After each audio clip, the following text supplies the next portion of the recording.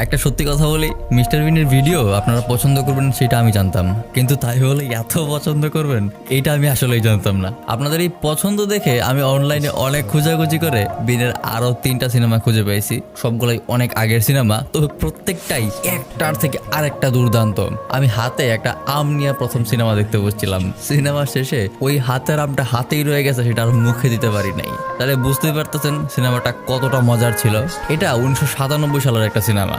তাহলে চলুন বেশি কথা না বাড়িয়ে গল্প শুরু করা যাক। ও আরেকটা কথা, এই গল্পটার প্রথম 5 মিনিট তেমন কোনো মজা পাবেন না, আসল মজা শুরু হবে 5 মিনিটের পর থেকে। তাই ধৈর্য ধরে 5-6 মিনিট একটু দেখুন, তারপর আর নিজেই উঠতে পারবেন না।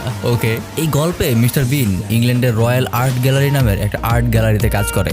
কাজ বলতে সে আসলে তেমন কিছুই করে না, সারাদিন বসে বসে আর্ট গ্যালারিতে ঘুমায় আর টিস্যু দিয়ে নাক পরিষ্কার করে। মিউজিয়ামের কেউ তারে পছন্দ করে না, সবাই তার উপর খুবই বিরক্ত। সবাই চায় মিস্টার বিনকে এই গ্যালারির চাকরি থেকে বের করে দিতে, শুধুমাত্র মিউজিয়ামের চেয়ারম্যান তাকে খুব পছন্দ করে। এদিকে আমেরিকায় এই গ্রিসন আর্ট গ্যালারি নামে আরেকটা আর্ট গ্যালারি আছে, একই রকম আর্ট গ্যালারি। কিছুদিনের মধ্যেই সেখানে একটা অনুষ্ঠান হতে যাচ্ছে, কারণ সেই আর্ট গ্যালারিকে কেউ একজন $50 মিলিয়ন ডোনেশন দিয়েছে ফ্রান্স থেকে একটা পেন্টিং কিনে আনার জন্য। এই পেন্টিংটা আমেরিকার ইতিহাসের সবচেয়ে মূল্যবান পেন্টিংদের মধ্যে একটা। বুঝতেই পারছেন, দাম তো আর শুধু 50 মিলিয়ন না, 50 মিলিয়ন মানে 468 কোটি টাকা, বিশাল টাকা ভাই। এখন এই অনুষ্ঠানটা 2 মাস ধরে চলবে, আর অনুষ্ঠানের এই পেন্টিং এর প্রদর্শনী হবে। অনুষ্ঠানটা চালানোর জন্য এখন একজন আর্ট বিশেষজ্ঞ দরকার। তাই তারা বিন যে আর্ট মিউজিয়ামে কাজ করে, মানে কাজ বলতে অকাজ করে আর কি মানে রয়্যাল আর্ট গ্যালারি, সেখানে চিঠি পাঠায় যেন সেখান থেকে কোনো আর্ট বিশেষজ্ঞ ডাক্তারকে তাদের এখানে পাঠানো হয়। কিন্তু এই চিঠি যখন তারা পায়, তখন তারা সবাই মিলে মিস্টার বিনকে চাকরি থেকে বের করে দেওয়ার জন্য আলোচনা করছিল।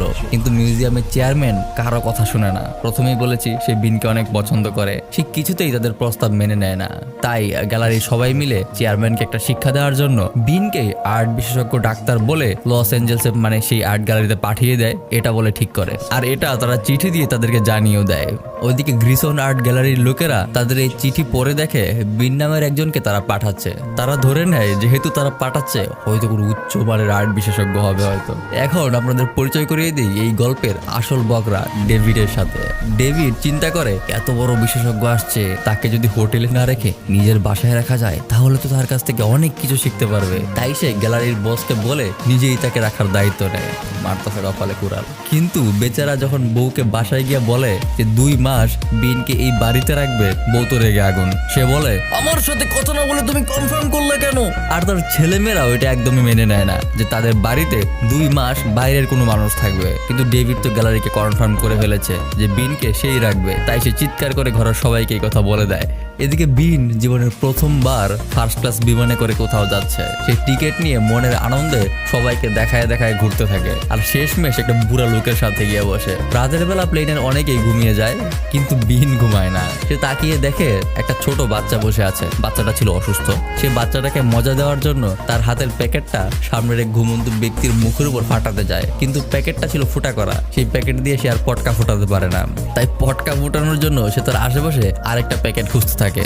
এদিকে অসুস্থ বাচ্চাটা একটা ব্যাগ নিয়ে সেটাতে বমি করে দেয়। বিন তাকিয়ে দেখে বাচ্চার হাতে একটা ব্যাগ। সে ভাবে হয়তো বাচ্চাটা তার জন্যই ব্যাগটা নিয়েছে। সে সাথে তার ব্যাগটা নিয়ে সেটাতে ফুসিয়ে বাতাস ভরে। তারপর সেই ঘুমন্ত ব্যক্তির মুখের উপর বিহীন সেই বমি ভর্তি ব্যাগটা ঘুমন্ত লোকের মুখের উপর ফাটিয়ে দেয়, আর ফলাফলে সব জায়গায় বমি ছড়িয়ে যায়। তারপর মিস্টার বিন সাথে গিয়ে লুকিয়ে পড়ে।